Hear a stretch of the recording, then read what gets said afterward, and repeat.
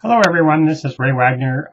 It is September 26th and I'm working on this YouTube about signs of Christ's return. And if you want to follow me on the article, you go to this article here, www.raydw.com/christ.htm, and that's the article that I've done on the web, on the internet, and that I'm following on this YouTube presentation. So just to make things go a little faster, since I'm kind of slow and I'm not that great of a talker, I'm going to follow my kind of a little bit about outline. Now, if you want to look for the signs of Christ's return, all you do is look for the various prophecies that are going to come to pass, and that's all you do. So you just study and observe current events, and you study the prophecies, and then you see these things happening, and then when you see them coming, and then you'll know that Christ's return is near. It's quite simple. It's not complicated. And I'm just going to go through rapidly. I have about 24 points on my website, and I'll just try to be brief and quick on this. In the article, if you follow me, there's the four horsemen of the apocalypse in Revelation. It's the four horsemen. Now that is the white horse, the red horse, the black horse, and the pale horse. Now the white horse is symbolic of false prophets, false religious leaders coming in the name of Christ, preaching about Christ, and all the while deceiving many. And then we have the red horse is prophetic of wars. And then the black horse is symbolic of famines. Now, of course, these are the book in Revelation is sealed with 7 seals, and Christ is worthy to open the seals in the book.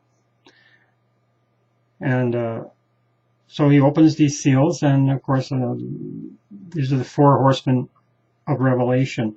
And then the fourth horse, which is the fourth seal, is prophetic of pestilences and earthquakes. And I've gone over this before with you, but basically these things have been with us for ages and ages, and there's nothing new about this.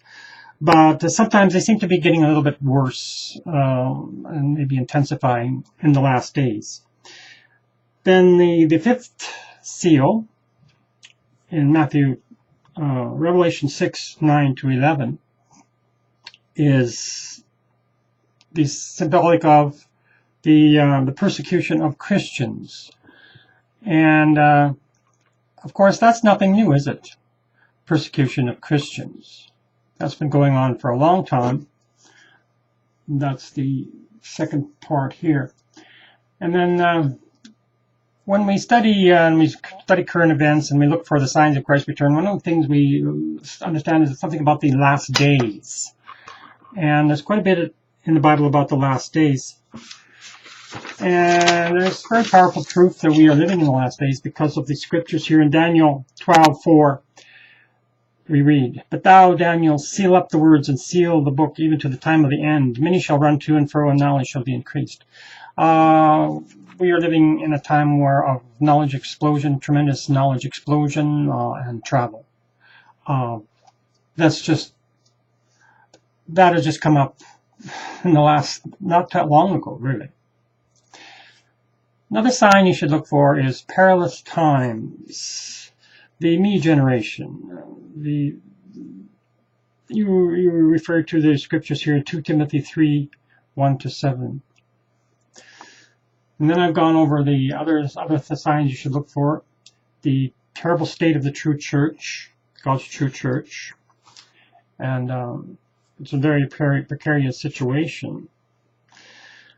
And you look for some more signs. Some scoffers and mockers. Now, that's nothing new, is it? People are very skeptical about things about the scriptures and so on today. And next other sign you look for, as in the days of Noah. This is the 7th point in my article here. And during Noah's time, the earth was filled with violence. Now, of course, you see, the scoffers and mockers don't even believe that there was in this thing about Noah and the flood and all that stuff. It's just nonsense to them.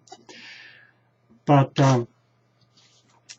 during Noah's time, the earth was filled with violence, and Christ said that his time of his return would be similar to the days of Noah. And if we study a little bit about our history, we find that the 20th century was the bloodiest in all of recorded human history. Tremendous amount of violence. And we have some more signs that you can look for that show us that Christ's return is near. The restoration of the Jewish state in Palestine. That was prophesied thousands of years ago through the God's prophet Jacob. And I've got that written up in my article. It's quite lengthy. I've gone over that. It's quite lengthy, so I'm not going to go over it too much. But and we'll go over the next point. Another thing you should look for in the end times is the rebuilding of the temple in Jerusalem. And it's very interesting because this coincides with the Jewish capture of Jerusalem in I don't know which war it was, but it was one of the many wars that the Jewish people had with the Arabs, and during that time they captured Old Jerusalem. And there are many Jews who are planning and actually preparing for the rebuilding of the temple. I think they even got the cornerstone already. So there are people working on this already. And it's going to be rebuilt in Jerusalem. So you look for that. And that is coming, but the political situation makes it difficult right now. So certain things have to happen first before the temple can be rebuilt. But people are working on it, believe me, they are. And I'll just turn my page.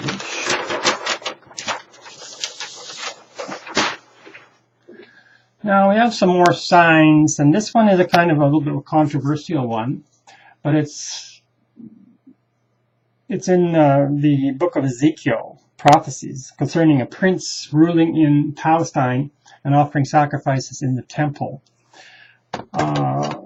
This is kind of iffy. It's kind of a very difficult prophecy, but there it is in the Bible. And I'm not sure exactly how this is going to work out, but there it is in the Bible. Now, number 11, it appears as if someone must prepare the way for Christ's return. But again, I'm not 100% sure about this. Could have this prophecy in Malachi 4:5-6 that might have been fulfilled by John the Baptist, or it could be could be a dual prophecy, and so we just have to look for that as well. Look for somebody preparing the way for Christ's return, perhaps. Then we have to look in the last days at the coming of this world government ruled over by the beast. Now, that's in the Bible. And this beast will rule the world for 3.5 years. Now, I've got in my article a link in the bottom of this page, who or what is the beast, and then I go into detail. And basically, what we're looking at is a final resurrection of the Holy Roman Empire. We're almost certain of that. It points to that very strongly because of the scriptures in the Bible. And if you go over my article, it will explain a little bit more, make it a little more clear for you. And we read in Revelation 17:8 that the beast shall ascend out of the bottomless pit and go into perdition. Bottomless pit there is symbolic of the grave. In Revelation 17:8, at the very end of the paragraph, it says, "And they that dwell on the earth shall wonder, whose names were not written in the book of life from the foundation of the world, when they behold the beast that was, and is not, and yet is." So now we can look at some clues. The beast, this is referring to the political entity, had existed before. It was, but it died, then it is not, it says, and went into the grave. Then it comes up out of the grave, but will only last for a short space.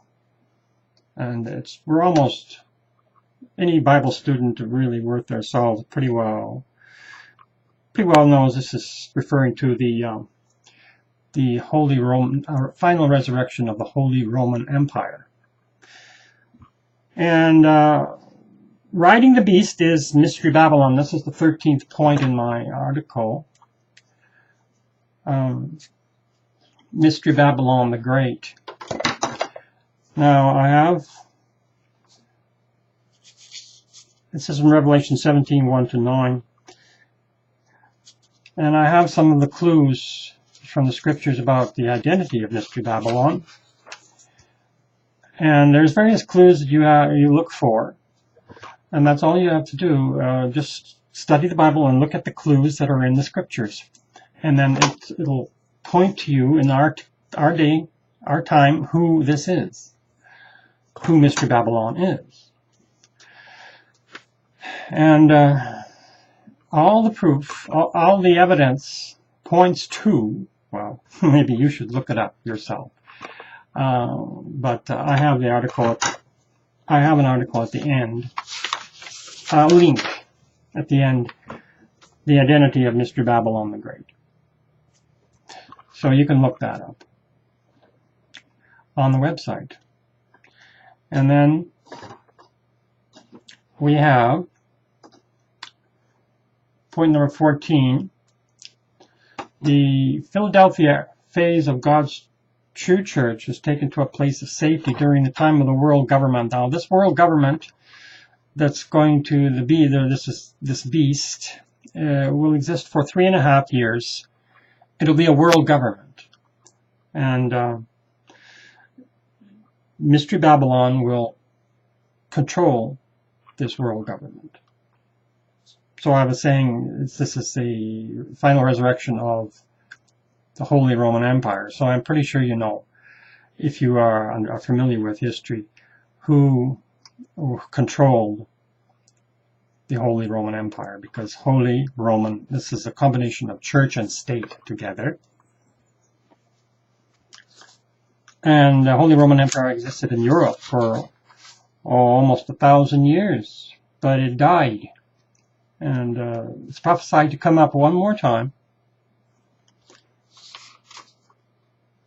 So it's very interesting, these things. You just have to look for the signs, and we can see clearly the coming of a world government. All the things are pointing to that.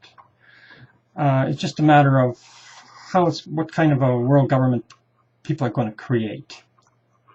But the Bible prophesies that they're going to make an attempt to create this world government.